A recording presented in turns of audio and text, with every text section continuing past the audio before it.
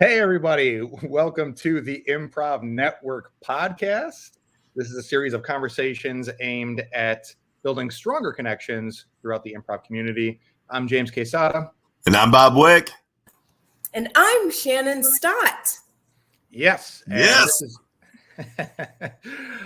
Shannon, as a recurring guest / host, is joining up to pick up on a conversation we left off on our most recent episode last Sunday. We're actually recording this offline because Bob and I are going to be at a wedding this weekend when this is airing. Yeah. But we really at the end of our last episode wanted to keep the conversation going, which we'll introduce in a second. But I just wanted to say up front that it's pre-recorded, so feel free to comment and leave questions. Just know that we won't get to them live as we usually are able to. Beyond that, I'll also say in our usual intro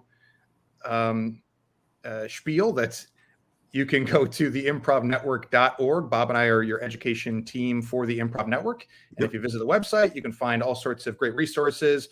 You can make yourself a profile, a troupe profile, a theater profile, a festival event for people to submit to. If you like making profiles, we have a site for you. The website with the most types of profiles, the Improv Network. But no profiling. Yeah, all the profiles without the profiling. I'm glad you unmuted yourself just for that. But you can also go to the Improv FAQ tab on the website and find these conversations archived, as well as mini lectures on improv topics. And reminder as well that you can find us as a podcast, an audio-only podcast, anywhere you find podcasts. So if you can't catch the streams on Sundays at 1 p.m., that's a great way to continue to listen anyhow. And even if you're not watching us live, feel free to comment. We really like it when you comment. It really keeps the conversation going because the whole premise of the show is the conversations you used to have in the green room, and we would like to hear your thoughts. Yeah. Okay, great. With the housekeeping aside, I'm very excited to get back into our conversation. And when we left off, if you listened to the episode last week, it was about quote unquote what to do with it's about what to do with quote unquote bad students. Yep. And we talked about from the perspective of teachers. The three of us are all teachers. And also, we drew on like being students ourselves. And what we couldn't really broach into too much because none of us really have the required experiences that being a theater owner, what to do about designing a curriculum and balancing an artistic mission statement with building a community in all the right ways. So we invited a theater owner into the conversation in order to continue that perspective on it. And so that we'll welcome our guest for this conversation, which is our good friend, co-owner of Go Comedy Improv Theater, PJ Jacokes. Yeah. Hey, everybody. Hey. Yeah. Hello. Yeah. Woo, whoop, whoop. Good to see you. You as well. Somehow I'm fuzzy. I'm sorry. I'm so fuzzy. But thanks for having me here. I'm looking forward to this conversation. Good to see the idea of you. Yes. Yeah. Good idea. It's a good idea. When you own a theater, you have to keep up your mystique. I get it. I got a puppy last week, and he chewed through the cord on my ring light. So I'm going with what I got. Oh. That's a puppy. Is the puppy okay? He's it wasn't plugged in at the time, so no. Thank God. He's wonderful, and he eats everything. Well, we're glad to have you here. So let's jump into the conversation here. Again, I kind of already gave the setup for what we're going to be talking about, but maybe as it's a tough conversation to have because a lot of our conversation last week, we just like keep giving ourselves this reminder that like obviously we fully support and want to nurture and take care of our students. And we're just talking about like the challenges that come along with doing that in the best way. And in teaching a class that is about group collaboration, anytime you have that kind of teaching setting, one of the challenges is going to be how to get everybody the value as a group as well as the value as individuals for what they need from themselves and each other in a group. So, and then even more so on this topic of like how to balance, the artistic goals and elevate students that are really excelling at improv, and also nurture and take care of students that are having a hard time with that kind of excelling at whatever it is in improv. It's just, to me, I don't know if you guys also feel this way, but to me, it's just like hard to talk about it in terms that I don't feel guilty about. Like I want to be able to talk about the reality of the challenges, but I also don't want it to come across like I'm not judging. Sympathizing or empathizing with or being judgy about there's two piles of students, the good ones and the bad ones. There's a reason why we put the word bad in quotation marks, because it's not fair. It's not fair. You're learning art, and people excel at different things at different rates. Your journey is your own, so who am I to judge? Right. And then we were talking about those things, but the thing that we left off on was, if there is structure in the community, if there is structure specifically within the theater, and there is a structure that we can point to, for instance, whatever the, what do you call those things? This is my syllabus talk. Oh, goal clock? Yeah, it's called a goal clock. Like a mission statement or a curriculum. Thank you. The statement, like the statement, the statement. Statement of purpose, mission statement. Sure. Yeah, that's what it's called. You know what I'm talking about. PJ, you own a theater. I'm right there with you. I'm right there with you. But if we have something to point to that says this theater runs on these values, this is what we're trying to teach, and these are the values we're trying to teach them under. So thank you. What was it you said, Bob? Your comedy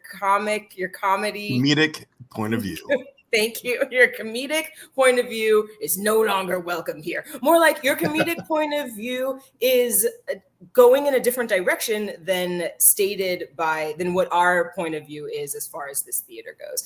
And we got to a spot where we were like, well, of course that's nice to say, but none of us are theater owners. Let's talk to a theater owner about what that looks like. So your turn, PJ. Okay, let's do it. All right. So what was the question? Well, I mean, in my experience, there's sort of three categories, right? There's the people that do improv that are never going to be on stage past their last class. There are the people that are going to perform improv for a real long time. And then there are the people, kind of like you said, that like stand-up is more their thing or video is more their thing. And they may have learned some improv tools, but it's not what they want. It's not what they want their comedy to be. That really is, at least with my experience, the smallest group, but also really the hardest to work with, because they know what they want and it's not improv. So you still need to make it worth their while because they're still there to learn, but they tend to be the ones that push the most to try, because everything they do is scripted or everything they do is stand up, and everything still funnels back towards that no matter what you're doing. As far as the first two groups, it's not easy. I think it's even harder in a smaller market like Detroit, because if we had 300 people taking classes, it would be a lot easier if people went through the program to say, this is the stage track and this is the life skills track. And at the point that we know that you're not going to really audition for us, then still learn all of these skills, but without as much push towards stage presence and stage skills. And then, the other group can go this way. But for us, we start we usually start with about 30 Intro 1 students in any given semester, and by the time they get to the final class, it's maybe 6. So, 6 to 8. Once in a great while, we'll have 2 advanced 4s graduate, but for the most part, by the time they get there, it's just that one class. And so there's a lot of people that make their own choice to leave the program for whatever reason. If it's they don't want to, if they were just there for the intro program, there's a lot of cutoff for that. So for us, a lot of the decisions kind of handed to us, because if we're like, there's 6 of you in this class, but only 3 of you, might make it to stage. What do we do? Then we have, 1 class every year, and it's not, and that one's really not fair to either group, but it's really the only way to do it, because if you pull the people that aren't as good out, they're not going to continue. And if you do that, the people that are left aren't going to have enough of a class, or they'll have 1 class, every 6 months, or they'll just take the same class over and over again, which plenty of people do. And I don't know how much value there is to that in the long run. So when Second City was in Detroit, I taught there. And for the first couple of years, they only had like an intro program, right? It was levels A through E, I want to say. And then they brought the conservatory program here, which you had to audition to get into, and it was a lot more intense. And it was just a slaughter when we would have those auditions, because not everyone here is trying to get to SNL. Like it's so different, I think, than some of the bigger towns, because a lot of people here are just doing it because it's fun, or their wife bought them a class. And so when it came to those auditions, they were awful. I mean, we spent all this time teaching people about their value and to trust themselves and to be part of this team. And for the ones that didn't want to really be on stage, but this was their tribe, once that axe fell, it was awful. It was hard to watch. It was hard to be a part of. And so when we open Go, I've been very adamant about, if you want to take a class here, like, please take a class with us. If you're a good improviser, then you should be able to make people that aren't at your level yet look good, or play with them in a way that you both still learn from this experience. Now, if you're still a greener improviser, or you're harder to work with, or you're abrasive even, then it doesn't really go both ways. So the good students really have to learn how to help support the ones that aren't caught up yet. But then I coach U6 soccer. And just yesterday we had a practice, and I was there's one kid who's very, very, very good, and he's a foot taller than every other 4-year-old and 5-year-old on my team. And I was like, all right, man, you're the biggest kid here. I'm gonna put some of the real little ones on your team, and I just want you to like pass to them so they can play. And then he spent the whole rest of practice telling them that they were too small to play soccer.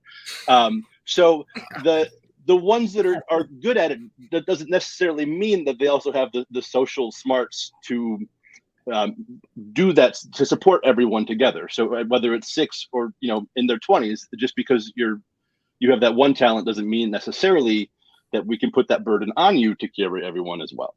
So it's really not. I mean, in the time that I've been doing this, I haven't found like a perfect way to split it up. Well, that gets it, everybody. Like, there's no answer. So I guess we can just close this on down. See you next Sunday. The shortest episode of Improv. Thanks. We brought DJ on here for a specific reason, and it's done. It's over. I had one question, PJ. We've been waiting to have you on this show for 103 episodes. I'm known for my efficiency. It's interesting. You're talking about like a couple of different things that we touched on, right? One is that as an instructor, a theater owner, as a person in power, surveying the people that surveying students, there is a part of us that, yes, is an instructor specifically for improv, but also you mentioned it, like you're looking for social skills. You're looking for, can you bring others with you? We ended last week talking about this is a group sport, right? This is a group dynamic. It isn't stand-up. So sometimes you can be maybe not the best, whatever. I'm always going to character because I love it. But Bob Newhart. Bob Newhart, right? The best character. Anyway, maybe you're not that great at starting scenes. Maybe you're not that great at story, but maybe you are great at bringing people on stage. Maybe you are great at supporting whatever is going on, and there's value in those things. And maybe you're just great in the green room. Maybe you're like a really nice person and like you're having a good time on stage. And it doesn't necessarily mean that you're the greatest improviser, but your energy, your enthusiasm, or whatever that still leaves a mark. And that's interesting that you would be talking about just being aware of those things as far as students go in general. Yeah, I mean, I've always found that, people take classes for so many different reasons. And if you can kind of get to the core of that, as a teacher, it gives you a better idea of where to push them. Because, if someone is retired and they're to have a good time, and they're not figuring out how to put their back to not to put their back to the audience every time. Eventually, for me, it's like, you know what? Let's work on other things. You're not going to Broadway. It's okay. Like, Right. I'm going to meet you where you're at and do what I can to give you whatever skills I can at this point. And it may not be all of them, and that's okay. Yeah. So I'm wondering if we can kind of get your perspective, if you remember what it was like early on with Go Comedy, PJ, because I think maybe to frame it, or at least frame one of the main questions that I was very interested in is like the business mindset of it, right? Like how that conflicts with artistic things, and whether or not even like whatever ideal solution that you have here is like going to help business, and to me, it's like the framing of it is sort of like, as a theater owner, you have the tickets you sell, and you want the product to be that's on stage to be talented, excellent performers that people are willing to pay tickets to go see and have a good time and a night out.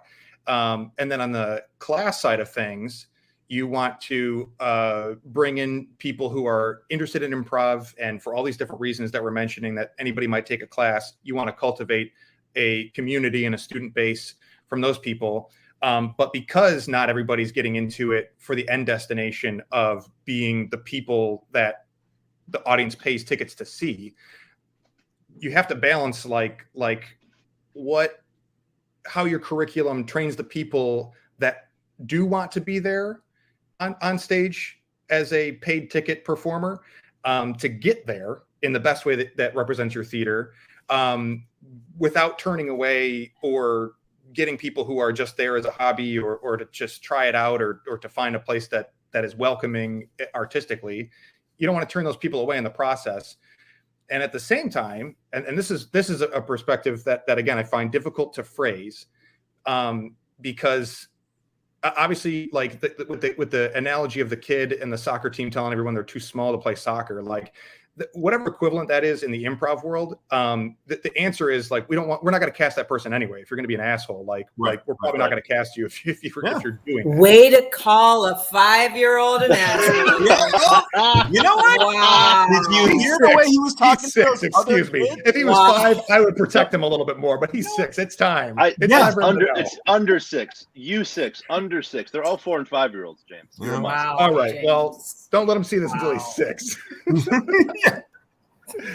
All right. Well, listen. I hope his dad's not watching this and leaves a comment. But that's the solution if somebody's that way as a adult, as a grown adult. But actually, James, I mean, I feel like that doesn't always even translate to being an asshole as an adult, right? I mean, we've all had students that want to direct within scenes, or always assign the other person their character. And I think it's still the same kind of thing, but I don't always think it's necessarily intentional or done with malice. Not everyone that does that, I guess I'm saying, is an asshole. I'm just defending my player. Right. Sorry, I didn't mean to come for your U6 squad. For your 5-year-olds.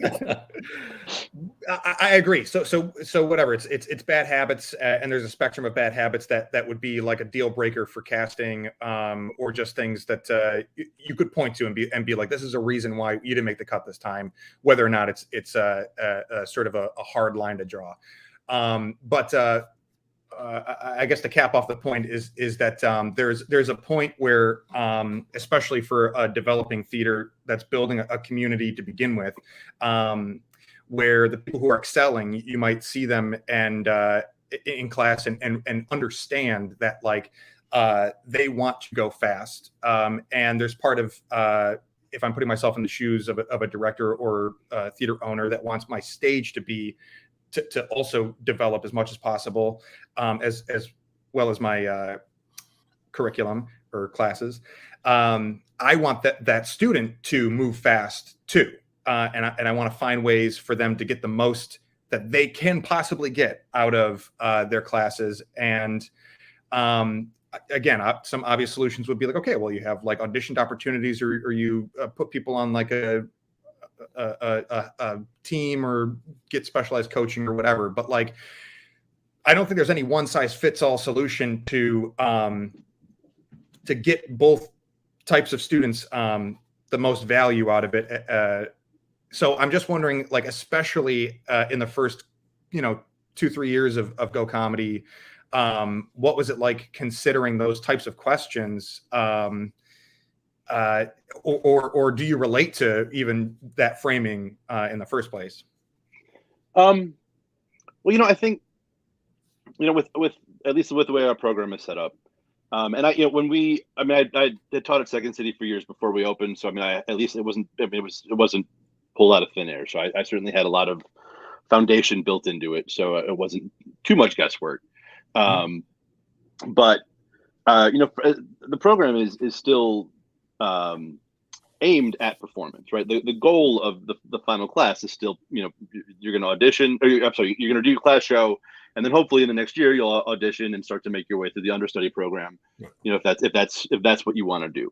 And I think that's why a lot of people that aren't there to be on stage tend to kind of trail off once you hit like an advanced 3 and an advanced 4, where it's all long form and it's all performance, and it's the kind of the most heightened classes, and I think that's why those people tend to really struggle at that point, once it's not just about games and it's not just about 2-minute scenes. Once it gets a little more dramatic, it's a lot harder for those people to follow along. But also we need them to pick it up, and it's not. Two things. One, I think it's a universal truth that in everyone's graduating improv class, they've got one person that they can't stand. I know I did. You're leading with that. I forgot two. I was so proud of one. Your first improv troupe is going to have a horrible name. Yeah. Oh yeah.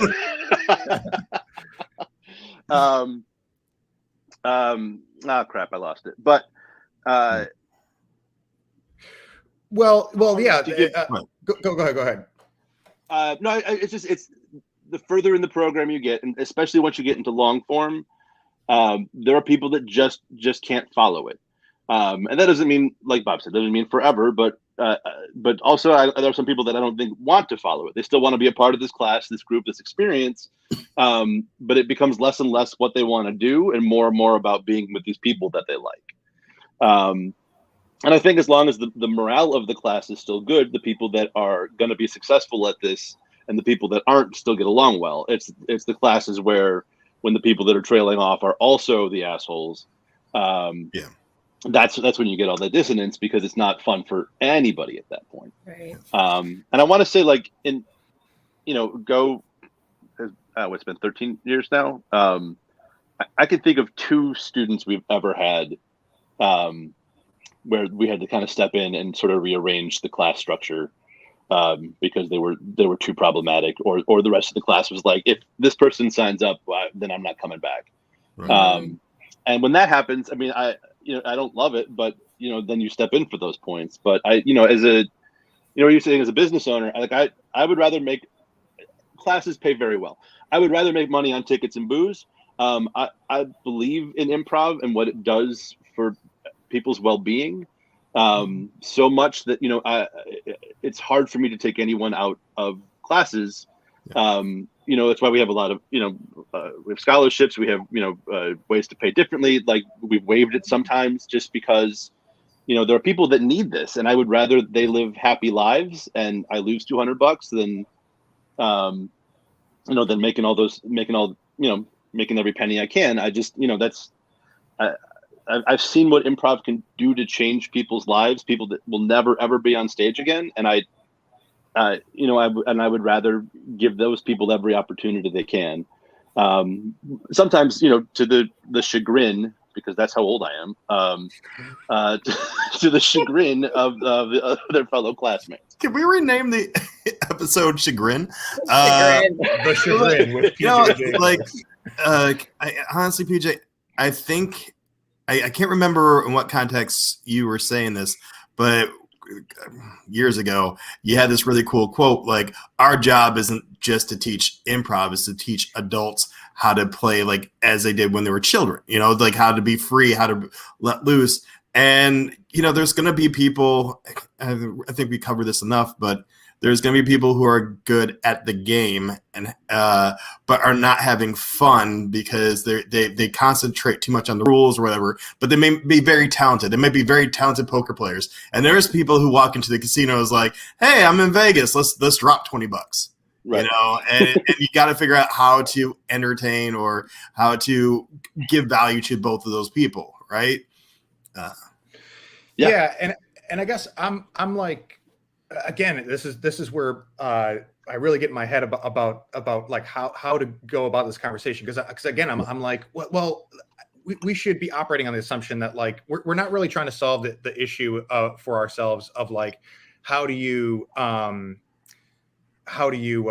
deal with having to balance those things as a teacher or a theater owner, because I think we've all found our own philosophy of like being able to give those things to everybody that improv has to offer and whatnot. But like, because you can really the question is about design, right? Designing a program that maximizes everyone's value and the different strategies that you can put into a curriculum and a program that might make it less likely for these different types of students and different types of goals to come into conflict with each other, even though you can't eliminate them, and nor really should you, because they do have like people who are excelling at it, working with people who are not, is going to give a leg up to the people who are having a hard time playing with somebody who's doing well with it, and somebody like you said, PJ, who's having a hard or excelling with it, playing with somebody who is having a hard time, is going to learn how to make your partner look good regardless.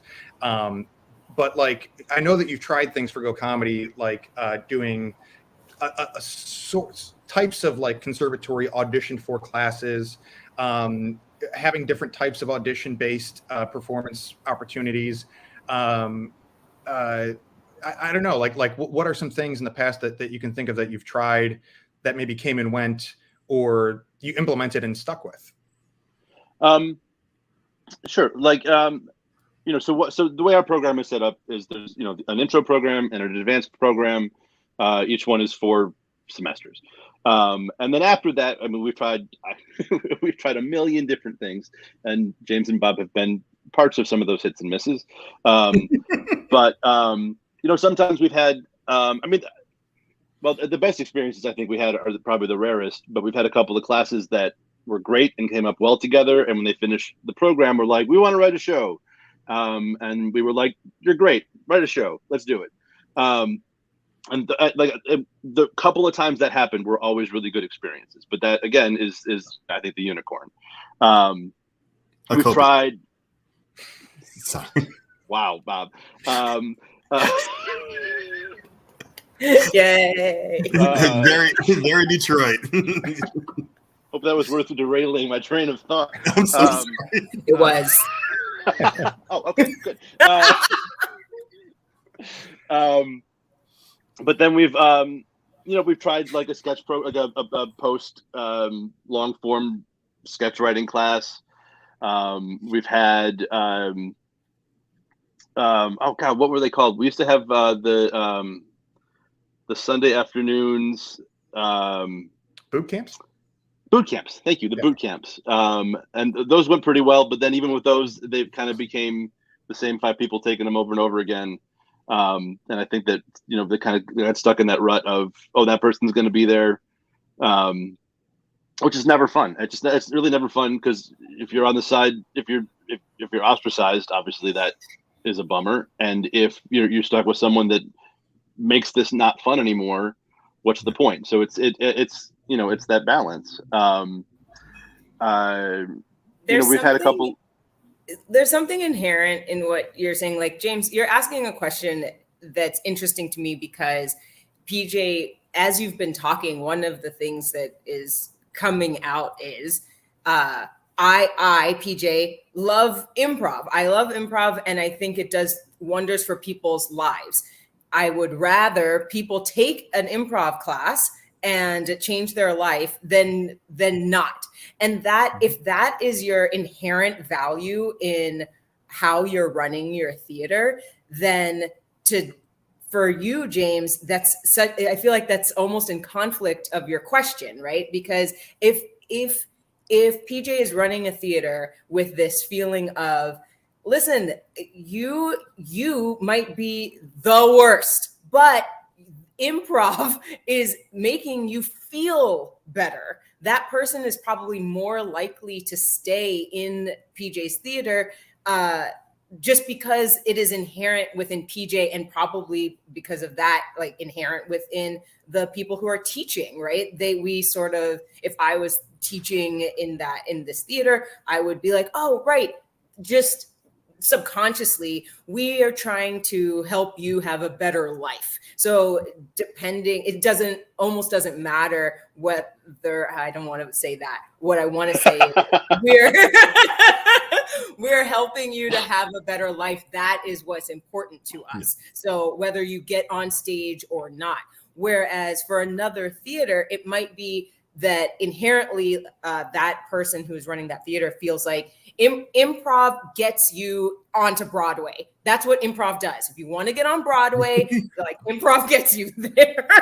and anyone who comes through these doors better be Broadway ready. You better bring the Broadway. And so you're going to have people like chucked left and right. Man. And that's going to have a different impact as far as you're talking about the business part, right? The business part, that's going to look different as far as how people are getting cast, how people are coming up. If you're a bother or whatever it is that you're doing, if you're harder to work with, maybe you're not going to make it up there. So I'm just hearing this interesting thought about values and how they are trickling down, how they are affecting the students. And then that brings me to ask you this, PJ, what is the value? Is there a stated value for your theater? Is there something that you hold people to when you're looking at certain students, and if they are becoming harder in class, is there something you're pointing to, like, oh, this is what we believe in, you obviously don't believe in that, so see you later, go to the Broadway improv theater. As you're pushing them out the door. Actually, so I mean, Go Comedy has our mission statement, which is the 3 I's, which is integrity, inspiration, and innovation. And so those are the 3 points that we run everything by, or try to, in all of our realms. Even that is that's so fascinating to hear, because even within your value system, right? Integrity, say them again, the 3 I's, they are integrity, innovation, inspiration. Inspiration. Listen, I'm loving you. No one wants to hear from Shannon, okay? But I'm going to say some shit right here, and people are going to be like, Shannon! Who are these people, Shannon? I don't believe they exist. No, they're going to say it. Watch. Not on my watch.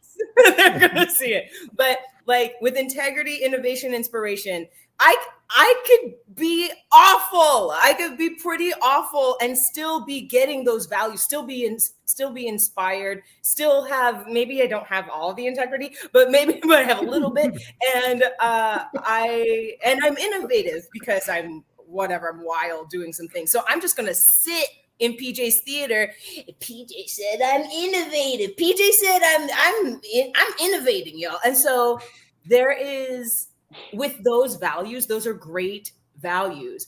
They also color the participants, right? And every theater with whatever values they have is going to do the same.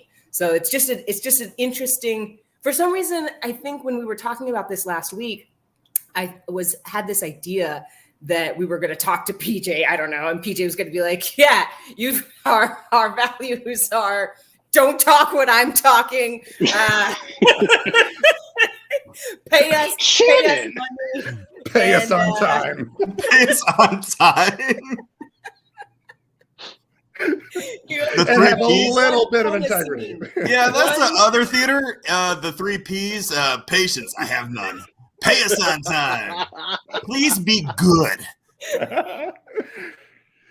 Well, but Shannon, are you saying like something like as those are a big umbrella of mission statements that could be interpreted in different ways, but are you saying like something like that versus something more specific or I guess like slogan based? Like what are you comparing it to? I think what I'm saying is that my heart is changed a little bit. That's what I'm saying after this conversation. I think my heart is a little softer because if you're running in Shannon's theater, pay me on time, pack it up or else, and people are nothing. Like if you're in my theater, the 3 Ps. The 3 P's are horrible. I'm going to start making money in my business in a minute. With those types of values, it's really easy. It would be easy for me. And that's what I was thinking when we were having this conversation. Because last week I was saying things like, well, if your theater has values that you can just like tell people like you're not doing our values, you can get them out of there, which is sort of crappy. If you feel like, especially if you have the idea that you have, PJ, that improv, which I do also agree with, improv changes lives, right? So if that is your feeling, then you are going to do much more for a student versus because some people do have the feeling that improv is a moneymaker. It gets you to SNL, and that's what we're here for, right? So if you're not trying to get to SNL, you can pack it up and peace out, right? Pack it up and peace out. Pack it up, peace out, and go to Shannon's 3 Ps. People pay are me. nothing. Pack it up, peace out, and pay me on time. Pay me on time. Pay me what you owe me. I don't know. It just feels like the McDonald's of improv theaters. Like, oh, I have a sort of not rebuttal, but like thought experiment on that, Shannon. But before I do, PJ, do you have a general response to that train of thought? No, I enjoyed it.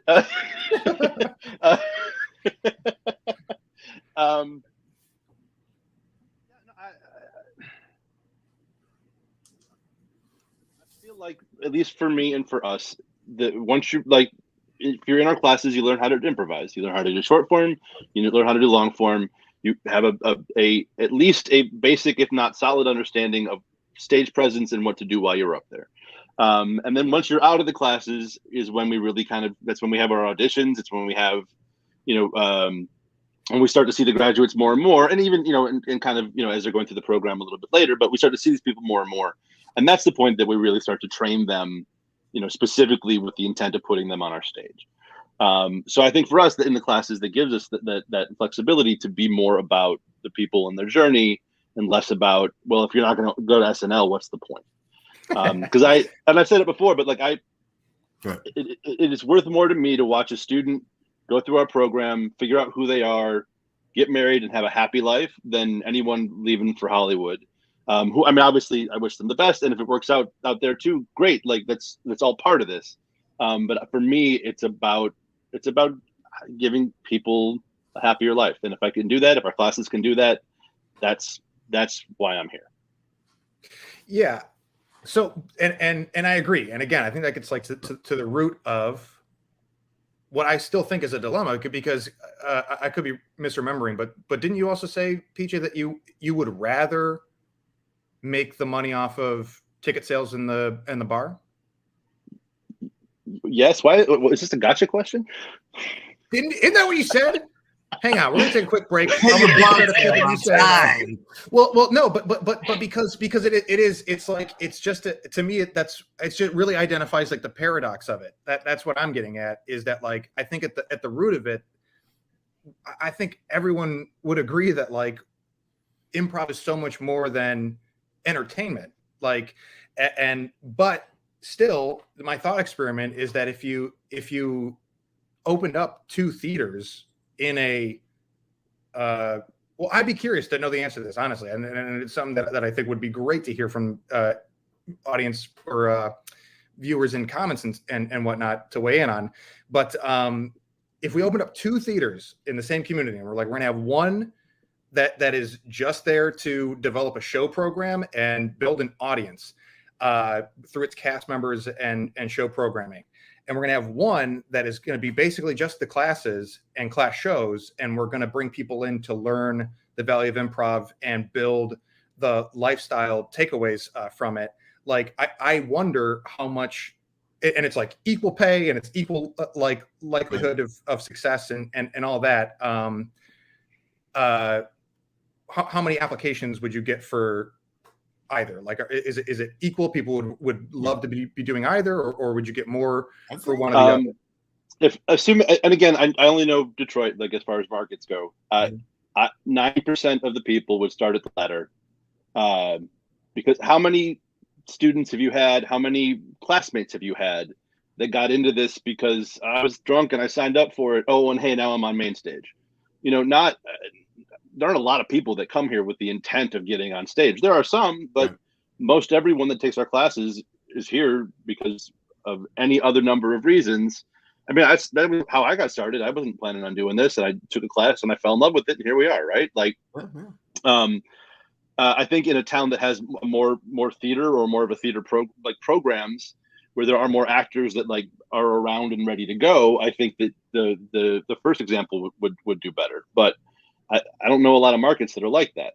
I think if anything, they would go through classes at the second place, get good enough, and then go take a class at the first place if it's still open. And but that's that thing of art versus commerce. I like if we just taught like the best improv just to the best people, shows would be better, no doubt. But how many people would we have, and how could you sustain that? And it might be like, it might develop 2 different cultures too. Like some people might go to the one just because like, oh man, it's really cutthroat over there. Everybody's trying to be on main stage and there's only so many spots. And over here, still get the same education, but everybody, everybody's not hunting each other. Yeah.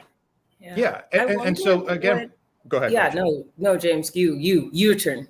Well, again, just to kind of clarify that the really what I would say is that I'm curious of more examples, because I know you've tried or considered things that you didn't try, PJ, in redesigning the curriculum and show program and stuff.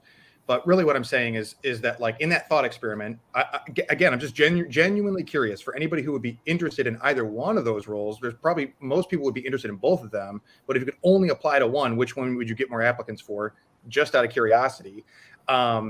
And then also really the thing is that like they're not mutually exclusive, and they don't have to be, and they do help each other, because a lot of people who do get into it because they want to be on stage come into it with the wrong idea or with an ego or whatever it is, and need to be brought back down to earth. And like you said, PJ, there's people who you get some of the greatest performers out of people who are just like in it as a just like a one-off experiment, a whim, like if you will. Yeah.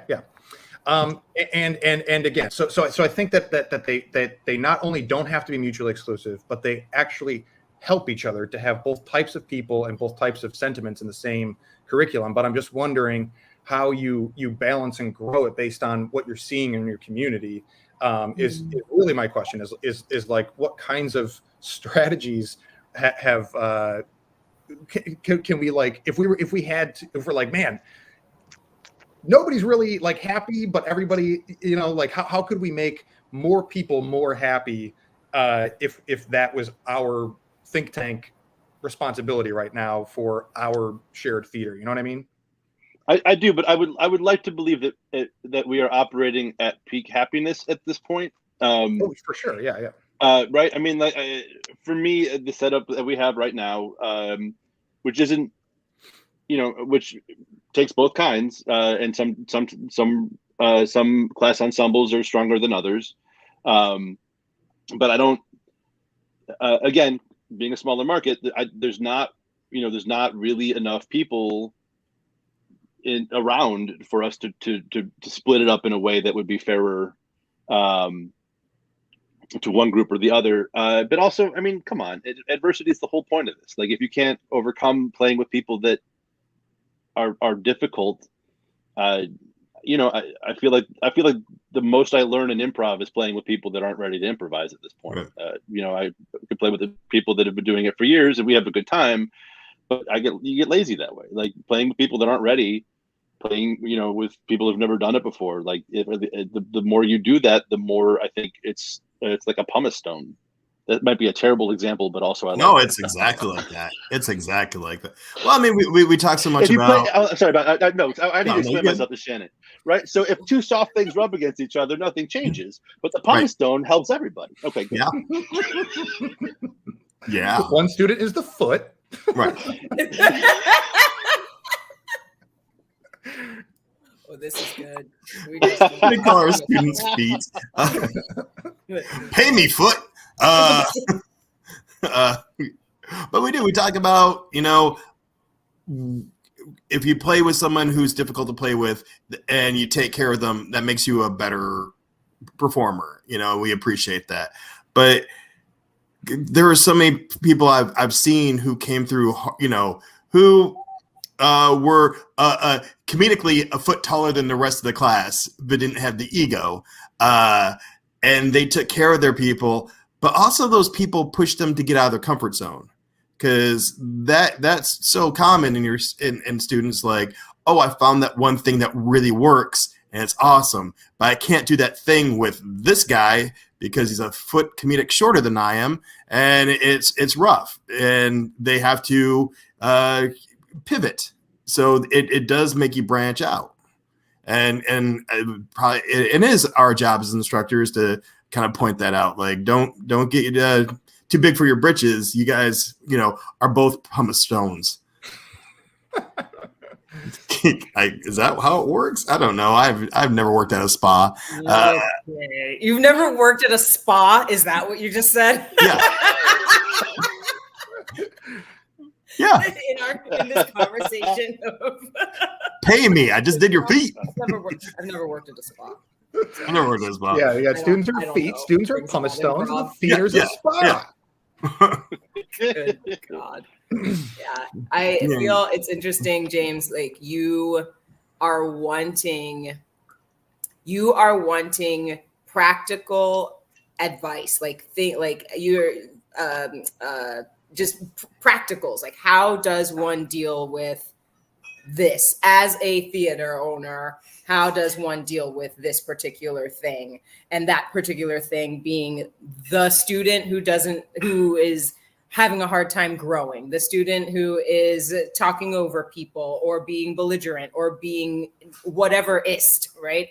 You're wanting that. I feel like you're wanting some practical solutions to it. And I will leave, I'll leave a little bit of space here. Like, PJ, that's what James is wanting. And then also, for my sake, what I'm hearing is that it sounds like, depending on what you believe your theater, what one believes one's theater is about, that is what's going to determine how one deals with it. So there's probably not actually, I would be interested to see if there is any theater on the planet that are like, oh, this is what we do with that action. We do this, right. Because depending on how you're feeling about improv and the craft, you might want to change what it is on just because every student is a different student. Yeah, and I think, at least for me, and I'm not the most practical person, but I can't think of any class where people get tossed for being not great at it. Like if you go take a pottery class and Dave keeps wrecking all his bowls, Dave's still part of that class, right? If you're my oldest son's in the high school band, right? And we go to the concerts, and there are always 2 or 3 instruments that are not playing what they're supposed to play, but those kids still deserve to be there. Like they deserve to learn how to do it. And if after high school they don't go on to a marching band, that's okay. And I don't think the classes, at least the way we do them, I don't think the point of them is to have people stage ready. But I think that's harder to deal with. Those examples are a little harder. BJ, I was backing you up, but now I'm in front of you, okay? Because he keeps on bringing up kids? I was sitting behind the desk, but now I'm sitting in front of the desk. Before the desk. Because those examples I understand where you're going with those, but with improv, you're dealing with other people. Like if you are playing in the band and your tambourine is like offbeat, like we can sort of cover that up. Like nobody cares really about you and your tambourine. But when you and your mouth come onto stage and you open your mouth and you speak to me and you say, burp, burp, burp, burp, burp, that's, I said it, Bob. Yeah, you can beep it out. You can edit it. Just edit it. I am leaving beep that the in. whole thing. I am leaving. Right? I am. Right? When you say the words that are like impacting my well-being, now we're talking about, okay, like now can I still feel safe coming to class? Do I still feel good? Not bad improv, bad people who happen to be doing bad improv at the time. Both and. Well, I have no patience at all for that example. Like if you are ruining everyone's experience by what you're saying or how you're making them feel, then I've got no problem ushering you out. But if you missed that your name was Dave and now you're calling yourself Jeff and everyone's like, oh fuck, your name was Dave, then that person gets to stay. But yeah, I mean we have certainly taught people who have made other people uncomfortable on stage or in their presence or after class. Like I got no time for that. Thank you for clarifying. No problem. So, but well, I guess just to get back to a couple of the specific or practicals, and also, were you on a train of thought, PJ, before we clarified that you wanted to continue? Hard to say. You texted me about if I can go 10 more minutes, and I've been trying to slyly respond, and I keep trying to. The most sly way. The most sly way. That's all right. That's all right. To just verbalize it. Natalie came home and she was like, hello? And I was like, baby, we're recording. No, yeah, I can do 10 more. Okay. Because I just wanted to ask real quick. I think maybe a good practical focus would be like auditioned classes. I think it's something that a lot of theaters try, and it works for some and doesn't for others. And I'm just wondering what your experience or philosophy has been on trying it multiple ways. Like things like, did you at some point, you have 4 intro classes and 4 advanced classes. Had you considered auditioning for the advanced and like what is too early to audition? And then for the ones that you have had classes that have been like, I think you dubbed them master classes. You don't do them all the time. So like, what has your experience been with that when it has worked or when it has not been worth the trouble? I mean, the master classes that we've done that I've almost been out of necessity. When there's because we sort of have like a fairly decent pipeline from classes to understudy, but sometimes it would get backed up, or there'd just be a lot of people that have like graduated but weren't quite there yet. So it was very much like a situational with those classes, a number of times where it's just we've got these people, they're not quite ready yet, but there's still that opportunity. So let's make this class for them. I mean, we certainly have done that a handful of times where we just sort of made up classes that fit the moment. Just when you have like the ebb and flow of the amount of students in a given term, or okay. And then what about the question of like what's too early to audition, like to cut an eight level program in half and audition or whatever, like remodel it to 6 and then 2 or something like that? I think it's market based. Like if we did that around here, I think it would kill our classes. That's why I like the program as it is. And then when you've learned what the toolbox, whatever. Yeah. Tool bag. Yeah, you can have a tool bag. Yeah. Okay. Sorry, it didn't sound right. Mostly tool bags are usually an insult, but okay. But yeah. It's also a device for carrying. It's a satchel for carrying tools. So okay. So once they have that skill set, then then I'm more okay with the auditions. Once they kind of learned at least the basics of everything, right. And we want them to move into more performance-based classes. Because class show night, it's a special night, but it's a Monday or a Tuesday, and it's all the class shows at once, and it's supportive and it's great, but no one's coming off the street to buy a ticket for that one. Yeah. So once it starts to move in later in the week, Wednesday or Thursday, that's when audition is more important, because those are the shows that are actually going to be seen by strangers who still don't know that it's a student sketch show, and are like, what the hell is this? But at least we've auditioned and there's been some vetting going into those. Right. I don't feel like I've given James a single answer he wanted tonight. Hey, as long I as you give me the opportunity I to told you that was our job. That's Remember right. I Yep. said this? That's right. That's right. Last 15 minutes. Well, I was like, James is going to be highly annoyed with the three of us today. I can feel it. I can taste it in the air. I can taste it. Just want to know what is the answer for perfection. Don't you have it? Truthfully, I think it's just good. The questions here, I think, are more important than the answers, because there's no, like I said, there's no one size fits all. Sorry. Yeah. Great question, James. You know what, guys? We don't have to worry about answers. Let's make that a rule. No one cares about the answers.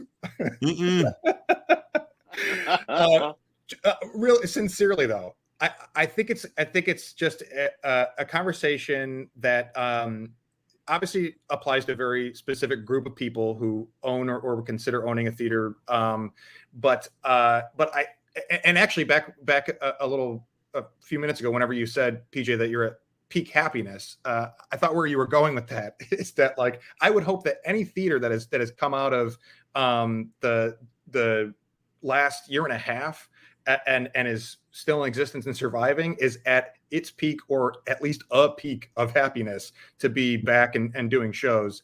And not every theater had that opportunity. And so it's a rebuilding phase for a lot of people. And I assume for a lot of theater owners to be looking at how to rebuild a community, rebuild an audience. And if you're ever going to push some sort of reset button and reshape things, it's also, an opportunity to do that and look at different models or whatever. So I just think it's hopefully useful to people in that position of trying to reshape and restabilize things. I have to imagine that the type of question that's on a lot of theater owners' minds. So really, the questions and the dialogue is much more important to me than the hard and fast answers. Good. That's good to know, because that's what you got, James. That's what you got. Yeah, but yeah, I echo that. I whoop whoop that, James. We're at a spot where I think people. Yeah, I whoop whooped it. I'm loving it. Yeah, go for it, please. we're at a spot where people really are. There's so much reorg. There's so much there's so many new people. There are people who have never done improv on stage, but have done improv virtually. Like, right? That's got to be a whole thing. So how do we balance? How do we take those people and transition them? And then do we really want to transition them? Because this is a next week or a different time conversation. But is virtual improv just going to disappear? I don't feel like it is. And then if it doesn't, how does the conversation we're having now fit into the virtual world? And how does it translate and back and forth, ebb and flow onto live stages and back into virtual? These are just questions. Well, just really quick about balance. We were talking about, hypothetically speaking, two students who are in different stages of their development. And I'm guessing, I'm not a betting man, but I would have to guess that each of us have had conversations with students who were doing exceptionally well, but maybe felt held back by class, and maybe some and students who maybe not feeling like they're doing as well, even if they are. Sometimes you judge yourself unfairly. Are not doing as well. And I think that's where some of the balance comes. Like, just having these conversations with the individuals. Like, hey man, I see what you're doing. You're doing great, and here's why. Or, hey, I see that you're having a hard time, but treat this like the gym rather than like an audition, and I think you'll be a lot happier. Yeah. Whoop, whoop. Whoop whoop, indeed. Yeah. Well, PJ, thank you so much for having the conversation, because again, I think it's a tough one to have, and I really don't have an answer myself or a firm opinion on what to do about it, and that's the reason I'm so grateful for you to join. So thank you for being here. Oh, sure. This was great. Anytime. Thanks, bud. Yay. Thanks, Thank you, PJ. Before we let you go, Shannon. yes. Yes. Yes, I'm Shannon. Before we let you go, PJ, is there anything you want to plug in the I don't know. Obviously, there's Go Comedy Improv Theater, which just recently reopened and started doing shows. But anything else to plug? Shows and classes started 2 weeks ago. God willing, and the creek don't rise. Detroit Improv Festival will be back next August for our 10th year. And Shannon's first year. Awesome. Yeah. Puppies are great and exhausting. Yeah. I recommend you get one. So that's what I got. Thanks for having me. Cords. He ate my PlayStation controller too. It's been a bad couple of days, but Oh. we start training tomorrow, so it'll be all right. All right. Well, thank you again, PJ. And for listeners and viewers, remember to check out the improvnetwork.org for additional resources and the catalog of all of these episodes. You can also find us audio only on anywhere you find podcasts. So thanks again, and we'll catch you next time on the Improv Network podcast.